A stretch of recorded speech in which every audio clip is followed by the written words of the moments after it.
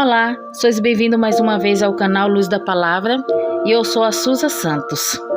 Te convido para fazer parte da nossa família, se inscreva no nosso canal e deixe o seu like. Essa história se dá depois de 100 anos do exílio babilônico. Muitos dos judeus continuaram na Babilônia. Essa história aconteceu em Suzã, capital do antigo Império Persa. Os personagens dessa história é Esther, Mardoqueu, o rei da Pérsia, uma espécie de bêbado, e o grande vilão Ramã. Esther, a rainha que se posicionou. Esther era seu nome persa, que significa estrela, e Radassa era o seu nome verdadeiro, nome de origem hebraica, que significava murta. Murta era uma planta que crescia nas montanhas perto de Jerusalém e das Palestinas. Essa planta possuía um cheiro muito agradável, dava seus frutos e, quando esmagada, exalava uma fragrância ainda mais intensa, pois saía dela um óleo composto por diversas pontuações ao longo do limo. Interpretando simbolicamente o significado de Radassa, temos algumas ideias interessantes. Fragrância agradável, testemunho cristão. Frutos, obras. E quando esmagada, as provações, emana da planta um óleo, ainda muito mais agradável do que a própria planta. Esther foi uma linda jovem hebreia, filha de Abiail, da tribo de Benjamim. Viveu em um tempo pós-exílio. Passados 70 anos de exílio, muitos judeus haviam se adaptado e se estruturado financeiramente na Babilônia e em todo o território persa, e devido a isso, acabaram não retornando a Jerusalém. Entre esses judeus estava a família de Esther. Infelizmente, nesse período, os pais de Esther vieram a falecer, deixando-a órfã. Esther tinha um primo chamado Mardoqueu, que morava em Suzã, capital persa. Quando Esther ficou órfã, ele a recebeu e criou como se fosse sua filha. Mardoqueu era um jovem fiel ao Senhor. Por algumas vezes, a Bíblia informa que Mardoqueu ficava à porta do palácio do rei. Possivelmente, não sei, ele desenvolveu alguma função em Suzã. Talvez ligado ao palácio ou ao reino, mas nada muito ligado ao rei. O rei dos persas naquela época era Assuero. Este Assuero é o rei Xerxes da história, que reinou entre 406 a 466 a.C. Sua esposa era a rainha Vasti. Naqueles dias, Assuero decidiu fazer uma festa que durou 180 dias em Suzã. Porém, dividiu homens e mulheres em 2 compartimentos, um feminino e outro masculino. Ao final dos 180 dias de festa, embriagado pelo vinho, Assuero mandou que chamasse a rainha Vasti para que ela dançasse para ele na frente de todos os outros homens. A rainha não aceitou o convite e recusou-se a se expor dançando para o rei diante da tal situação. Assuero recebeu isso como um desencanto, uma forma tola e impensável romper uma aliança com Vasti, desistindo assim de ser sua esposa e da posição de rainha. Segundo a Bíblia, Assuero realizou essa grande festa no 3º ano do seu reinado. Assuero então se separou de Vasti, sem ter a consciência das consequências do que estava fazendo. Para não voltar atrás em sua palavra real, manteve a decisão. No entanto, passado certo tempo, Assuero sentiu a falta de uma esposa. Iniciou-se um concurso para a escolha de uma nova rainha para assumir o lugar de Vasti. O Império Persa abrangia 127 províncias, desde a Índia até a Etiópia. Assuero reinava sobre todo este território e em todas essas 127 províncias foram selecionadas virgens formosas para serem analisadas pelo rei a fim de coroar a vaga de rainha. Esther, em 2, versículo 8, diz que Mardoqueu, ao ser informado da procura do rei por uma donzela formosa para ser sua rainha, apresentou sua prima, filha, que ele criava, Esther, para Hegai, que era o eunuco do rei e guarda das mulheres. Quando Hegai viu a Esther, percebeu que esta era formosa e agradável aos olhos. Esther lhe agradou tanto que este lhe destinou 7 servas para atendê-la, e deu-lhe o melhor aposento do harém, e a selecionou para o processo de purificação de 1 ano, que era necessário as virgens passar antes de se encontrar com o rei. Alguns intérpretes enxergam essa história como um tipo de arrebatamento da igreja. Assuero tipifica Cristo e Esté tipifica a igreja. No entanto, Esté precisou se purificar para encontrar com o rei. Este processo de purificação durava 1 ano, 6 meses para o tratamento com óleo de mirra e 6 meses com especiarias, perfumes e ungüentos, representando assim a santificação que a igreja deve viver para encontrar-se com Cristo. Após o período da preparação, quando Assuero conheceu Esté, ele se encantou por ela e decidiu que ela seria sua rainha. No 3º ano do seu reinado, Assuero separou-se de Vasti. Apenas no 7º ano do seu reinado que ele conheceu Esté, o que significa que ele passou pelo menos 4 anos à procura da nova rainha. Mas quando ele conheceu a Esté, não teve dúvidas sobre sua escolha. Esté, segundo a Bíblia, era uma jovem de corpo bonito e aspecto agradável. Impressionava-nos favor de Deus na vida de Esté. De uma jovem pobre, órfã e exilada, Deus a abençoou a tal ponto que se tornou a rainha de um reino de 127 províncias e que ia da Índia, a antiga, a Ásia, até a Etiópia, que é hoje a África. Após Esté tornar-se rainha, 2 oficiais do rei, chamado Bigtan e Teres, planejaram, não sabemos o porquê, a morte do rei Assuero. Mardoqueu descobriu esse plano dos 2 oficiais contra o rei e avisou a Esté para que ela pudesse informá-lo sobre essa conspiração. Assuero investigou o caso e descobriu que realmente havia um plano para sua morte. Após a certeza desse plano, Bigtan e Teres foram mortos e o rei foi livre da execução. Mais tarde, o rei concedeu honra mais elevada que a todos os outros do reino a um de seus conselheiros chamado Ramã. Ramã e Mardoqueu nunca tiveram comunhão entre si. Mardoqueu temia a Deus e Ramã não. Ramã se aproveitou do cargo e lançou um decreto, como a segunda pessoa do rei, que todos que passassem perante ele deveriam se prostrar em sinal de reverência, e todos assim faziam, menos Mardoqueu. Há evidências de que havia uma rixa antiga entre as famílias de Ramã e Mardoqueu, desde a época do rei Saul. Ramã é identificado como filho de Ramadeta, o Agagita, indicação de que era da tribo de Agag, o Amalequita, inimigo do rei Saul.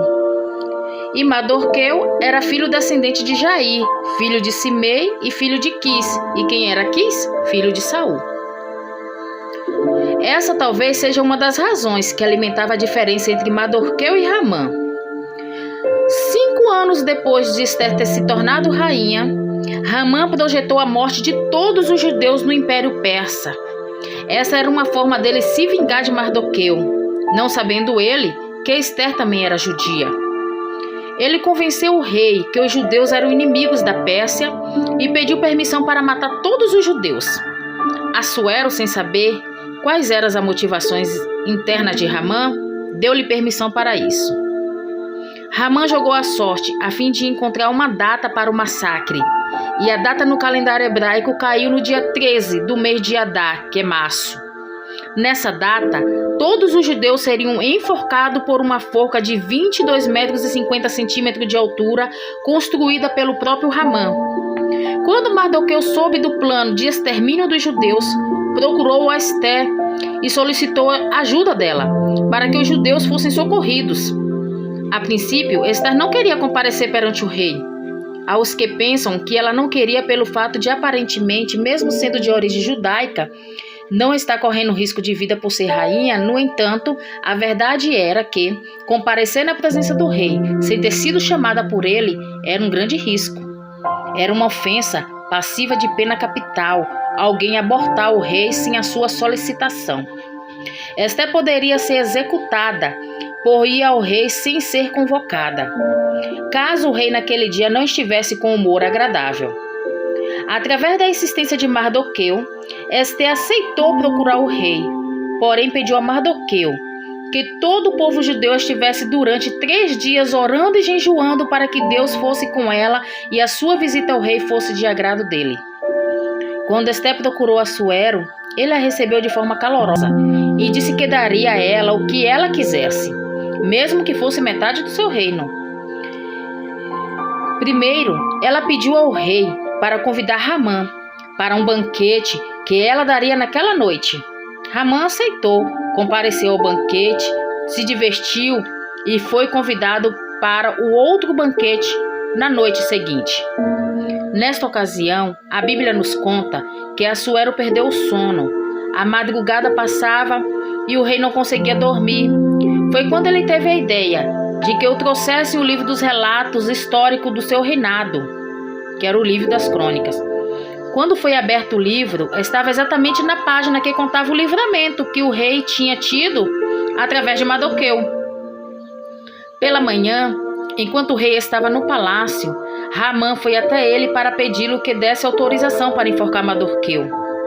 Ramã, ao chegar, foi interrogado por Assuero acerca do que ele poderia fazer ao homem da qual ele se agradara.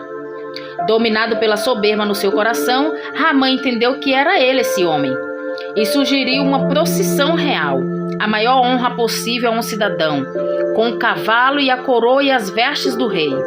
O rei então disse: levanta-te e faz assim para o judeu Mardoqueu, e não retire nada do que dissestes. O declínio de Ramã estava apenas começando. Quando ele chegou naquela noite, ao segundo banquete dado pela rainha, viu Ester contar ao rei que era judia, e com isso, por causa do decreto, seria morta junto com os judeus. Além disso, Ramã viu Ester convencer Assuero que a decisão que ele estava fazendo era uma injustiça e uma traição com os judeus. Na mesma hora, o rei deixou o banquete furioso. Ramã, ao perceber o perigo que estava correndo, atirou-se aos pés de Ester, implorando que ela convencesse o rei de não lhe fazer mal algum. Nesse momento, o rei retornou ao banquete e, pensando que Ramã estava atacando Ester, mandou que o tirassem dali e o levasse para pendurá-lo na forca que ele havia preparado para os judeus. A pedido de Ester, Assuero cessou o massacre programado, deu a Ester as prosperidades e bens que era de Ramã e colocou Mardoqueu para ocupar o lugar que era de Ramã. A forca que era de Mardoqueu, Deus transferiu para Ramã, e a posição que era de Ramã, Deus transferiu para Mardoqueu. Assuero também autorizou aos judeus se defenderem de qualquer outro que quisesse prejudicá-los. No dia escolhido para exterminar os judeus, foram exterminados todos os que tramavam matá-los. O dia seguinte foi declarado o dia da celebração em honra da libertação dos judeus. Esse dia, 14 do mês Adar, é celebrado como Purim, nome original de Pur, jogar à sorte, método por meio do que Ramã escolheu o dia do massacre. O Purim se tornou uma festa judaica imensamente comemorada e totalmente identificada com o livro de Ester.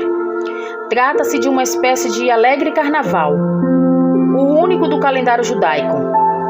É bom que se entenda que esse carnaval não é, por exemplo, como o típico carnaval que conhecemos no Ocidente, que é uma festa secular marcada por orgia e carnalidade, mas sim uma festa em que as famílias saem com seus filhos fantasiados nas ruas, reúnem-se nas sinagogas para ler o livro de Ester e comem um doce de formato triangular, recheado com semente de pálpulas ou uvas, popularmente chamado de orelha de Ramã. Tudo isso em comemoração ao livramento dado por Deus aos judeus no dia de Ester. O livro de Ester tem sido uma fonte de encorajamento aos judeus perseguidos no mundo, pois é a própria palavra de Deus contando o cuidado que Deus tem pelo seu povo. Não se sabe como ou onde a Ester morreu. Agora imagina uma menina órfã, criada pelo primo naquela época, em uma cultura em que a mulher não tinha fala, e ainda sendo rainha, ela não tinha autoridade nem de se apresentar diante do rei. Esther passou por circunstâncias alheias à sua vontade. A primeira lição aprendida aqui é que ela simplesmente viveu o seu propósito sem olhar as circunstâncias. Esther não foi de plebeia a rainha por mera coincidência. Ela se tornou rainha porque Deus já havia desenhado um propósito para Esther cumprir. Simplesmente Deus, agindo nas entrelinhas. Às vezes pensamos que nada está acontecendo na nossa vida, mas Deus não está alheio, não. Ele tem o modo certo de agir. Esther viveu o propósito porque enfrentou o processo e sem vitimismo. Deus tem algo muito maior para nós. Hoje, você pode se enxergar apenas como uma dona de casa, uma babá, uma cozinheira. A Esther poderia se ver apenas como uma órfã, mas Deus a via como rainha. E nesse dia, eu peço que você fale com Deus para que Ele te ajude a enxergar como Ele te vê, para que você possa viver o propósito. Não podemos recorrer aos recursos humanos para que esse propósito venha a ser realizado em nossas vidas. Temos que recorrer somente a Deus, porque só Ele sim tem os maiores planos para as nossas vidas.